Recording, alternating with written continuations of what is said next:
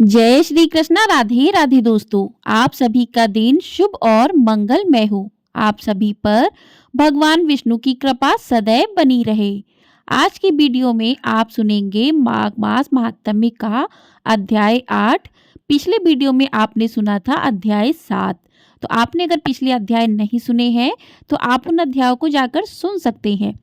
तो प्रिय श्रोताओं, आज के अध्याय में यमदूत कहने लगे कि हे वैश्य, एक बार भी गंगा जी में स्नान करने से मनुष्य सभी पापों से छूटकर अत्यंत शुद्ध हो जाता है। जो मनुष्य गंगा जी को दूसरे तीर्थों के समान समझता है वह अवश्य नरक में जाता है। भगवान के चरणों से उत्पन्न हुई गंगा जी के पवित्र जल को श्री शिव जी अपने मस्तक में धारण करते हैं। वह ब्रह्मा जो संदेह रहित प्रकृति से अलग और निर्गुण है, ब्रह्मांड में उसकी समानता किससे हो सकती है। गंगा जी का नाम हजारों योजन दूर से ही लेने वाला नरक में नहीं जाता। इसलिए मनुष्य को अश्वमेध गंगा जी में स्नान करना चाहिए। हे वैश्य, जो ब्राह्मण दान लेने का अधिकारी होकर भी दान नहीं लेता वह आकाश के नक्षत्रों में चंद्रमा के समान है। जो कीचड़ से गौ को निकालता है, जो रोगी की रक्षा करता है या जो गौशाला में मरता है वह आकाश में तारा होता है। प्राणायाम करने वाले मनुष्य सदैव उत्तम गति को प्राप्त होते हैं। प्रातः के समय स्नान के पश्चात जो 16 प्राणायाम करते हैं वह घोर पापों से बच जाते हैं। जो पराई स्त्री को माता समान मानते हैं वह यम की यातना को नहीं भोगते। जो मन से भी कभी पर स्त्री का चिंतन नहीं करता वह दोनों लोकों को अपने अधीन करता है। जो पराये धन को मिट्टी के समान समझता है वह स्वर्ग में जाता है। जिसने क्रोध को जीत लिया मानो उसने स्वर्ग को ही जीत लिया। जो माता पिता की सेवा देवता तुल्य करता है वह यमद्वार नहीं देखता। और जो गुरु की सेवा करते हैं वे ब्रह्मलोक को प्राप्त होते हैं। शील की रक्षा करने वाली स्त्री धन्य है। शील भंग करने वाली स्त्री यमलोक जाती है। जो वेदों और शास्त्रों को पढ़ते हैं या पुराण और संहिता पढ़ते और सुनते हैं तथा जो स्मृति का व्याख्यान और धर्मशास्त्र समझते हैं या जो वेदांत में लीन रहते हैं वह पाप रहित होकर ब्रह्मलोक को प्राप्त होते हैं। जो अज्ञानियों को वेद शास्त्र का ज्ञान देते हैं वे देवताओं से भी पूजित होते हैं। यमदूत ने कहा कि वैसे श्रेष्ठ यमराज ने हमको वही आज्ञा दे रखी है कि तुम किसी वैष्णव को मेरे पास मत लाओ। हे वैश्य, पापी लोगों को इस संसार रूपी नरक को पार करने के लिए भगवान की भक्ति के सिवाय दूसरा और कोई उपाय नहीं है।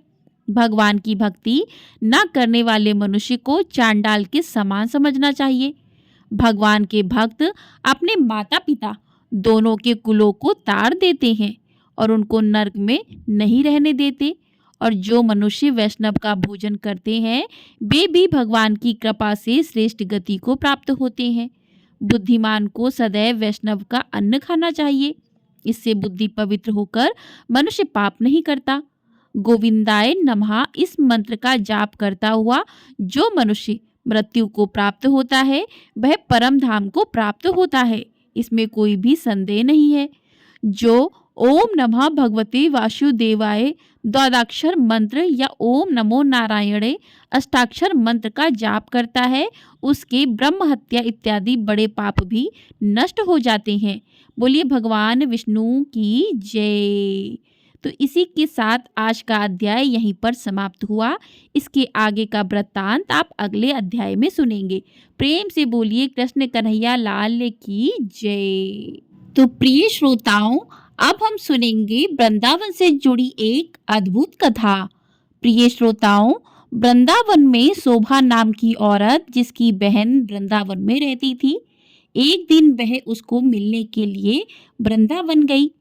शोभा जो कि काफी पैसे वाली औरत थी, लेकिन उसकी बहन कीर्ति जो कि वृंदावन में रहती थी अधिक पैसे वाली नहीं थी, लेकिन दिल की बहुत अच्छी थी। या फिर ये कह सकते हैं कि दिल की वह बहुत अमीर थी। उसका पति मिट्टी के घड़े बनाने का काम करता था। शोभा काफी सालों बाद अपनी बहन को मिलकर बहुत खुश हुई, लेकिन उसमें थोड़ा सा अपने पैसे को लेकर घमंड भी था।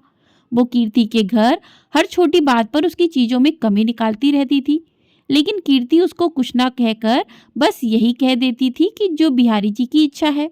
लेकिन शोभा प्रत्येक बात में उसको नीचा दिखाने का प्रयास करती। कीर्ति ने अपनी ओर से अपनी बहन की आवभगत में कोई भी कमी नहीं छोड़ी। उसने अपनी बहन का पूरा ख्याल रखा। उसने उसको वृंदावन के सारे मंदिर के दर्शन करवाए और उनकी महिमा के बारे में भी बताया। शोभा यह दर्शन करके खुश तो हुई और उसने महिमा भी सुनी, लेकिन उसका इन चीजों में इतना ध्यान नहीं था। बस दर्शन करके वह वापस आ गई। उसको वृंदावन में रहते हुए काफी दिन हो गए। एक दिन वह अपनी बहन से बोली कि कीर्ति, अब बहुत दिन हो गए तेरे घर रहते हुए, अब मुझे अपने घर जाना चाहिए। कीर्ति थोड़ी सी उदास हो गई और बोली, बहन कुछ दिन और रुक लो, फिर वापस चली जाना। शोभा बोली, नहीं, काफी दिन हो गए मुझे आए हुए। घर में मेरा पति और बच्चे अकेले हैं, उनको सास के सहारे छोड़कर आई हूँ। अब मैं फिर कभी आऊंगी। जब शोभा वापस जाने लगी तो कीर्ति, जो कि शोभा की बड़ी बहन थी, उसने अपनी छोटी बहन को उपहार स्वरूप मिट्टी का घड़ा दिया। घड़े को देखकर शोभा हैरान सी हो गई और मन में सोचने लगी, क्या कोई उपहार में भी घड़ा देता है? लेकिन कीर्ति के बार बार आग्रह करने पर उसने अनमने से घड़ा ले लिया। जब शोभा जाने लगी तो कीर्ति की आंखों में आंसू थे, लेकिन शोभा उससे नजर चुराती हुई जल्दी जल्दी वहां से चली गई। सारे रास्ते शोभा यही सोचती रही कि मैं घर जाकर सबको क्या बताऊंगी, अपनी सास और पति को क्या बताऊंगी कि मेरी बड़ी बहन ने मुझे घड़ा उपहार रूप में दिया है। तो उसको इस बात से बहुत लज्जा आ रही थी। उसने सोचा, मैं घर में जाकर झूठ बोल दूंगी कि घड़ा मैं खरीद कर लाई हूँ, मुझे तो मेरी बहन ने काफी कुछ दिया है।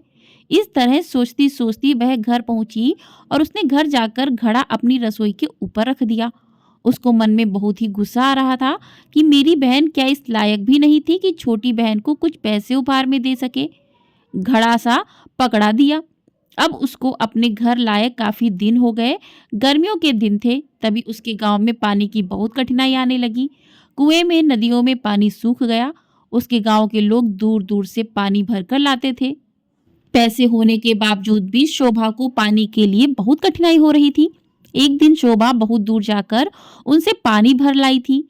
वहां पर भी औरतें पानी भरने के लिए आई हुई थी। तो जल्दी पानी भरने की होड़ में धक्का मुक्की में शोभा का घड़ा टूट गया। शोभा दूसरी औरतों पर चिल्लाने लगी कि यह आपने क्या किया? बड़ी कठिनाई से तो मैंने पानी भरा था, आप लोगों ने धक्का मुक्की करके मेरा घड़ा तोड़ दिया है। अब वह उदास मन से घर आई। अब उसके पास कोई और दूसरा बर्तन भी नहीं था पानी भरने के लिए। तभी अचानक उसको अपनी बहन के दिए हुए घड़े की याद आई।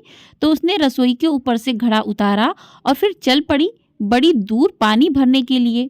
जब कुएं पर पहुंची तो भीड़ कम हो चुकी थी। वह घड़े में पानी भरकर घर लाई। तभी उसका पति खेतों से वापस आया।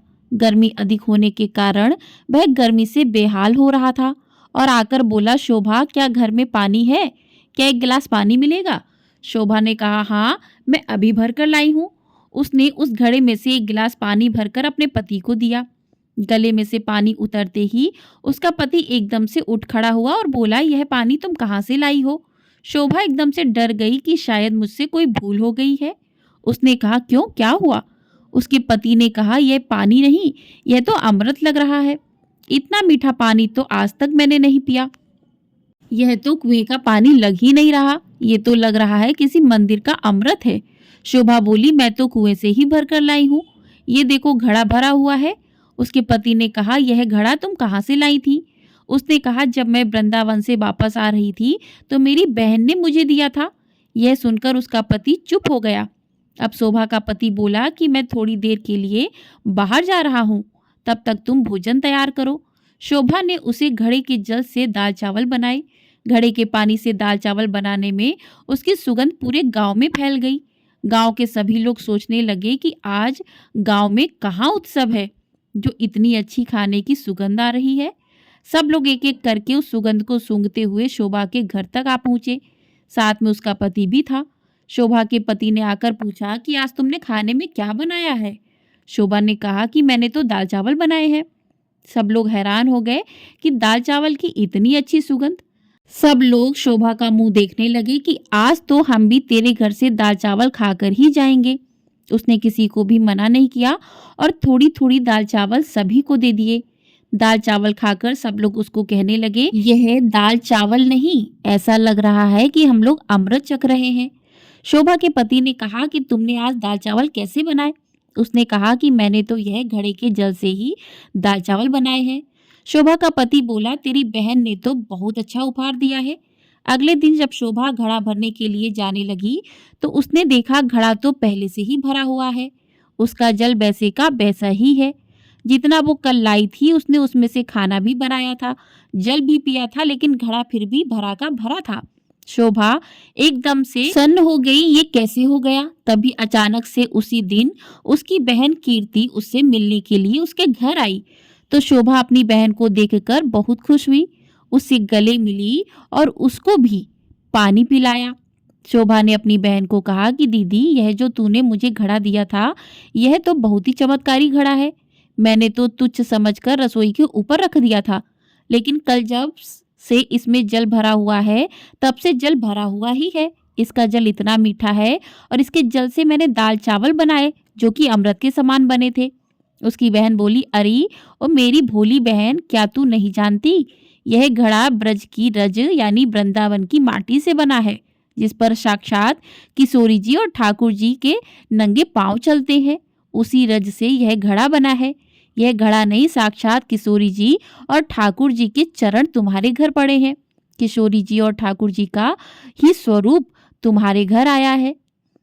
यह सुनकर उसकी बहन अपने आप को कोसती हुई और लज्जित होती हुई अपनी बहन के कदमों में गिर पड़ी और बोली, बहन मुझे क्षमा कर दो, जो मैं वृंदावन की रज की महिमा को न जान सकी। जिसकी माटी में इतनी शक्ति है तो उस बांके बिहारी और लाडली जी में कितनी शक्ति होगी। मैं अज्ञानी मूर्ख ना जान सकी। मुझे ब्रजरज की महिमा और उसकी महत्ता का ज्ञान नहीं था, मुझे क्षमा कर दो। उसकी बहन ने उसको उठाकर गले लगाती हुई बोली कि बहन, किशोरी जी और ठाकुर जी बहुत ही करुणावतार हैं। तुम्हारे ऊपर उनकी कृपा थी जो इस घड़े के रूप में, इस रज के रूप में तुम्हारे घर पधारे। शोभा बोली, बहन तुम्हारे ही कारण मैं धन्य हो उठी हूँ, तुम्हारा लाख लाख धन्यवाद है। यह कहकर दोनों बहनें आंखों में आंसू भरकर एक दूसरे के गले लगकर रोने लगी।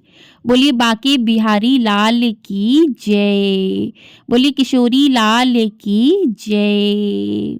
तो इस प्रकार से ये कहानी यहीं पर समाप्त हुई। मिलते हैं अगली वीडियो में। आपको ये वीडियो पसंद आई है, वीडियो को लाइक शेयर, चैनल को सब्सक्राइब जरूर कर लीजिएगा। आपको हमारे चैनल पर इसी प्रकार से माघ मास महात्म्य के अध्याय प्रतिदिन सुनाए जाएंगे, तो आप लोग इन अध्यायों को अपना ढेर सारा प्यार अवश्य दीजिएगा। जय श्री कृष्णा, राधे राधे दोस्तों।